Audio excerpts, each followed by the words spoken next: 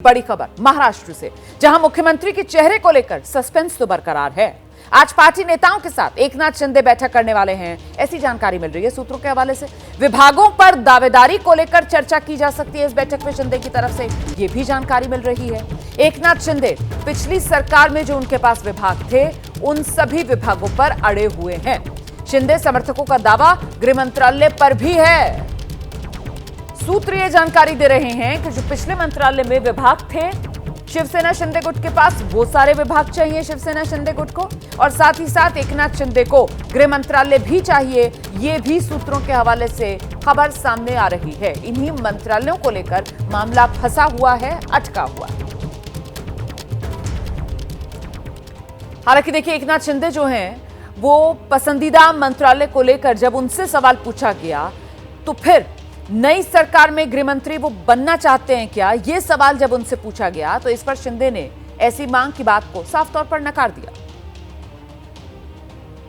याच्या बाबतीत चर्चा होईल आता, चर्चा होईल, चर्चेमधून बऱ्याचशा काही गोष्टी निघतील, बऱ्याचशा गोष्टी सुटतील आणि त्यामुळे आम्हाला सर्वात महत्त्वाचं म्हणजे आम्हाला जे निवडून दिलेलं आहे लोकांनी, त्या लोकांना ज्या काय आम्ही कमिटमेंट केलेल्या आहेत त्या राज्याच्या विकासाच्या दृष्टीने किंबहुना ज्या आम्ही लोकांची बांधील आहोत ही बांधिलकी आम्हाला जपायची आहे।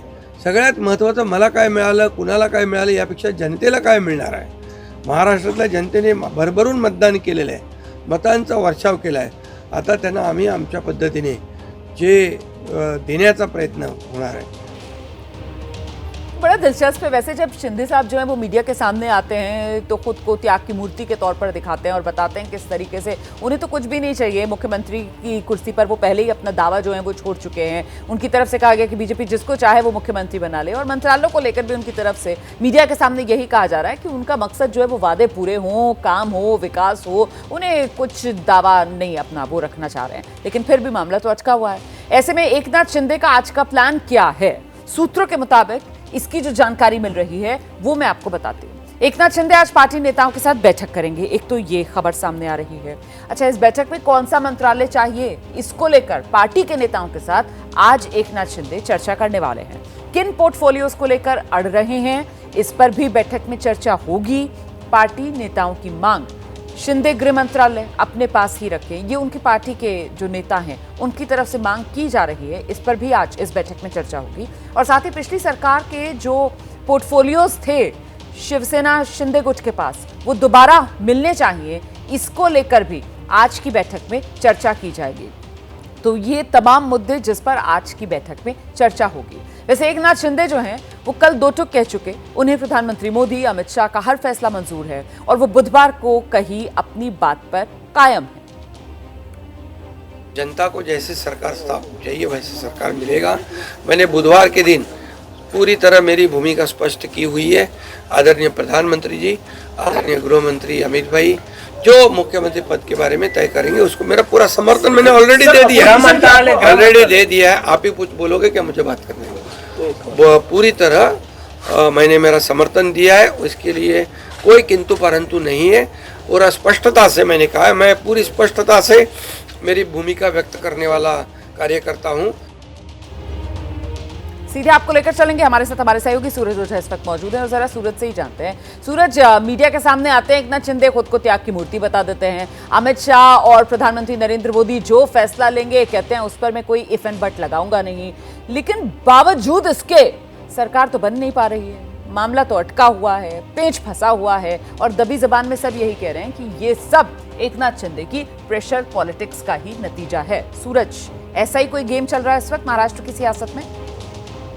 जी बिल्कुल देखिए, लगातार सीएम अपने आप में ही किसी भी तरह का ऑन रिकॉर्ड कोई भी बात ना निकले इसके लिए बड़ी ही सावधानी बरत रहे हैं। जब वो अपने गांव गए थे वहां पर भी मीडिया से बात करते वक्त उन्होंने यही कहा था कि मैंने ऑलरेडी कह लिया है कि जो भी तय किया जाएगा जनता को अच्छी सरकार देने के लिए, मैं उसके लिए 100% दूंगा। सरकार ने हमें लोगों ने हमें जिताया है तो हम उन्हें अच्छी सरकार देंगे। लेकिन जो शिंदे से जुड़े लोग हैं उनका लगातार ऐसा दावा है। पहले तो वो कह रहे थे कि हमारे मुख्यमंत्री एकनाथ शिंदे ही बनने चाहिए, उसके बाद लगातार दूसरे तरह के भी दावे किए जा रहे हैं कि जो मंत्रालय पहले थे उनके पास वही मंत्रालय उन्हें दोबारा मिलने चाहिए। साथ ही गृह मंत्रालय पर भी वो बातचीत कर रहे हैं कि गृह मंत्रालय भी उन्हें दिया जाए, क्योंकि अगर मुख्यमंत्री पद बीजेपी के पास जाता है तो कुछ तो ऐसा इंपॉर्टेंट पद इनके पास भी होना चाहिए। देखिए यूडी भी पिछली सरकार में एकनाथ शिंदे के पास था, वो भी बहुत ही महत्वपूर्ण मंत्रालय माना जाता है। तो रही बात सीएम शिप की, अगर एक्सचेंज की जाए, अगर उप मुख्यमंत्री पद इन्हें मिलता है तो वो इन्हें दिया जाए। तो तमाम तरह की चीज़ों की बातचीत चल रही है। आज एकनाथ शिंदे से लोग मिल सकते हैं, लोग आ सकते हैं दोबारा से। दिक्कत यही है कि एकनाथ शिंदे इस बात को हजम नहीं कर पा रहे हैं कि यहाँ पर कोई एक्सचेंज ऑफर नहीं चल रहा है। दरअसल कद जो है वो बीजेपी का बढ़ा है और उसके अनुरूप बीजेपी इस सरकार में अपनी जो हिस्सेदारी है उस तरफ कदम बढ़ा रही है। लेकिन यही बात शायद एकनाथ शिंदे हजम नहीं कर पा रहे और इसीलिए उनको लग रहा है कि शायद वो बार्गेन करने के गेम में फंसे हुए हैं वहां पर, जिसके चलते महाराष्ट्र में सरकार का इतना इंतजार जनता को करना पड़ रहा है। बहुत शुक्रिया आपका इस तमाम जानकारी के लिए सूरज ओझा।